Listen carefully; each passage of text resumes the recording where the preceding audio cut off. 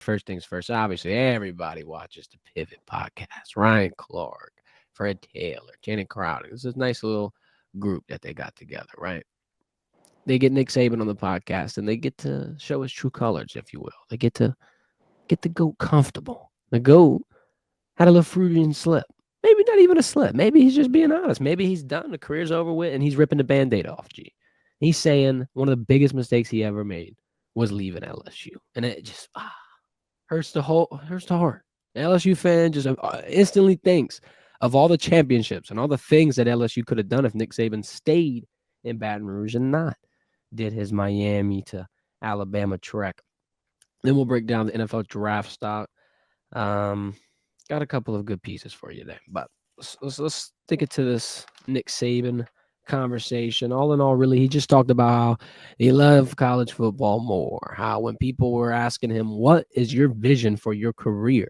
Vince Lombardi or Bear Bryant, he instantly gravitated towards Bear Bryant. He never really envisioned himself as one of the bigger coaches in the professional scheme. Now, that's not saying he didn't enjoy professional ball. He loved professional ball. You got the best of the best. You got, some of the smartest coaches. It's really the elite level of football. So if you love the game, you got to love the pros. However, it's just something about college. It's probably the grip that you can have on your program. And then he, brought it back to the development of kids. How like in the NFL, the players are already the men who they are. They already found out about themselves. I mean, sure, yeah, you're going to learn some lessons and grow a little bit more, but most of your growth happens at the college level. And Nick Saban just talked about how he really enjoyed that.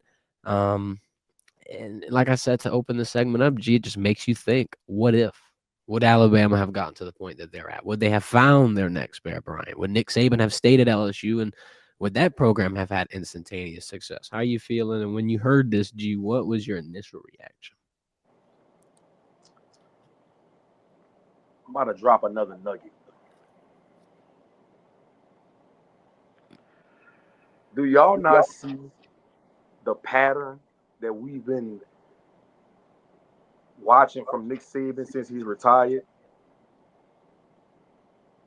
This is about his third, maybe fourth time saying that he has regretted leaving LSU and that he loves LSU. You saw him on College Game Day. It looked like he was at home. He just kind of dropping little gems, just letting people know, like, I love this place.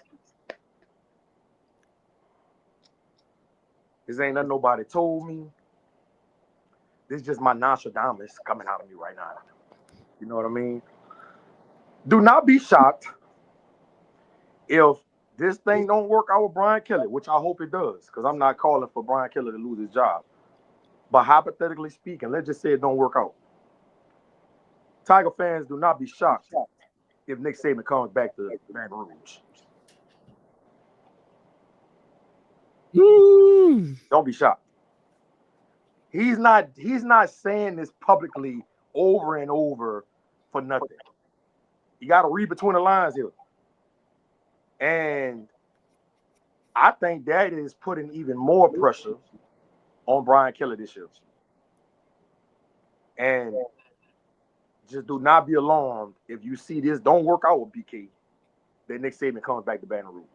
So what do you think that they would have to do to make that happen? Like, what is it as simple as a phone call? Could they potentially have already had some type of before? Like, how do you feel this out? I personally think that talks have already been had. That's just what my gut tells me. Imagine the reaction. Phone buzzes, LSU, Yeah. Nick Saban. Yeah. And to take it a step further, right, man, you got to understand when Nick Saban keeps talking about he loves LSU and that was one of his biggest regrets. Think about the dudes he left behind when he went to go to Miami. Bro, Jamarcus Russell was a true freshman on that team. Skylar Green was a sophomore. Joseph Adai was a sophomore. Alec Broussard was a sophomore. Justin Vincent was a freshman. Lorian Landry was a freshman. Kirsten Pickens was a freshman. Andrew Whitworth was a sophomore. Damn. Buster Davis, freshman. Kyle Williams, sophomore. Like, all of them dudes played in the league and was high draft picks. He knows if he would have stayed put, LSU might be sitting at about 6, 7 national titles right now. I Talk really about believe it. and no. And he knows that Louisiana is one of those states where if you could get 80 to 90% of the talent to stay home, you're gonna be in the mix to win 100 the SEC and have an opportunity to hold that trophy by the end of the year. He and knows that. to When see you're at them. Alabama, right, you gonna get some good kids from Alabama, but you gotta go dab into Atlanta in Georgia. You gotta go dab into Florida. You gotta get a couple from Mississippi. You gotta steal a couple from Louisiana. You gotta go into Texas. It's a different dynamic, and he did a good job of it. But when you in Louisiana, you just gotta get a couple here and there from out the state. If you can get the bulk of the state to stay home, you in the game, bro. And I think Nick Saban understands that. And with how recruiting is going now, and what he's done in the past at LSU in a short amount of time, you can't forget that. I think he would come back home. Yeah, I'm calling LSU his home. I know he's not from Louisiana, but goddamn, he act like it. Come on, yeah. Look He at act like it. talk about all the And real estate and you got. It's got to be close to home. You got all this yeah, property out here. yeah, yeah. And I think what he loves so much about college football, and I think this is a part of why he kind of decided to take a step back. Yeah, he's saying he's retiring, but I think he decided to take a step back because when you come to Nick Saban's program, it's a process when you come in as a freshman.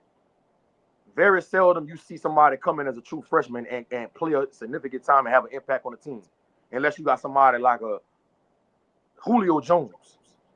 It's just not common. And for him to get the best out of you, not only as a football player, but as a person, he needs you to stay in his program for about 2 years. Some kids, it might take 3 years. And I think he's taking a step back from college to figure out with the NIL and the transfer portal how he can get back to getting guys to understand that you need to stay in my program for at least a couple of years to go through my process so I can get you to reach your full potential. And I think that's what he's doing right now as he's sitting out of college football. I think he's coming up with a plan, figuring some things out, talking to some different people on how he can get college football to the point to where he gets kids to go through his process. And I think he knows something's about to happen with the NCAA where they're about to put some regulations with that transfer Mm. portal, which will put him back in position to be able to get guys to stay put and go through his process. And now you get guys flourishing, not only in college, but when they leave to go to the NFL or when they leave to go in the real world. That's my take on Nick Saban. Like I say, I don't want Tiger fans to think I'm calling for BK's job and I want BK to fail this year because I don't. I'm very fond of BK. But if it doesn't work out, do not be surprised if Nick Saban comes back to Baton Rouge. And that's the interesting aspect. Everybody automatically just talks about how Nick Saban left when the NIL world just started ramping up. But gee, you're talking about restrictions, sanctions, regulations. Eventually, they got to put some type of constraints on this Wild West. It can't just be wild guns blazing, fastest drawing hand in the West. That's not how it's always going to be. I mean, maybe in the beginning, but if that really was what potentially pushed him out, if he still loves the game, if he's still ready to go, which I feel like he could. I mean, he's on college game day, G. That's a lot of work. That's not like he's just chilling at home. He's still hustling. He's still grinding. He's traveling all over the country still prepping for games. I believe he said the way he looked at the notes and he looked at the film was similar to how he prepared as a head coach. So I feel like he's still in the mix, in the loop. He wouldn't have any rust to knock off. And I don't know if you feel this, G, but it's equivalent to like, let's say you get around that August period and football's about to come back. You see everybody at fall camp. You see everybody putting on the gear. You see all that football start, kind of picking up and you get a little excited. You get that feeling back, G. You ready to go pop something. You might even want to put some pads on and go run through the gap. He might be getting that feeling, getting close to these programs and being on game day and being around these environments. And then, like you said, coming home to Baton Rouge. He's been home more recently than he has ever with all this time. Maybe it's taking a trip down memory lane and it's reactivating some neurons. And for him to say that on the pivot and the way he said it, I think you gotta kind of. I'm insinuating something right there. I'm sorry. My grandmother told me when I was 12 years old I had a gift of discernment. I think it's more to this than just saying I regret leaving Baton Rouge, bro. I just think it's more to it. And We're gonna see how it play out. And I think it was a blessing in the sky that he left Alabama because he needed to reset himself. He needed to reset himself, man, kind of step away from the game and because he said his last year at Alabama was his most challenging year. And I think that this is going to recharge him. This is going to put that battery in his back. A resurgence of Nick Saban. Sometimes G gotta let it go, see if it come back to you. If it come back to you, Hey, be, we bro. gotta replay this if this happened now. Remember the date, man. January 22nd, man. Nostradamus G back at it again. This would be your biggest pull yet. I ain't gonna lie. This would be insane. Oh yeah.